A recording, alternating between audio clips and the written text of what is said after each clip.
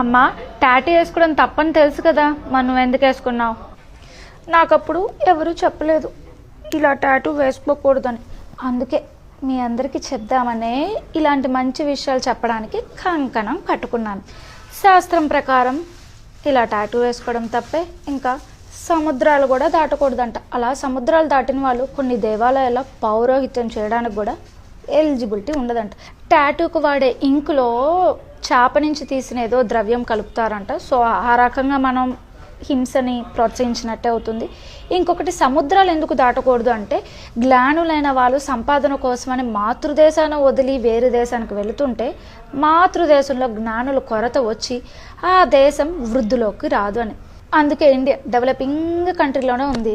మిగతా దేశాల వాళ్ళు మన ఇండియన్స్ బ్రెయిన్ వాడి డెవలప్డ్ కంట్రీలోకి వెళ్ళిపోయారు.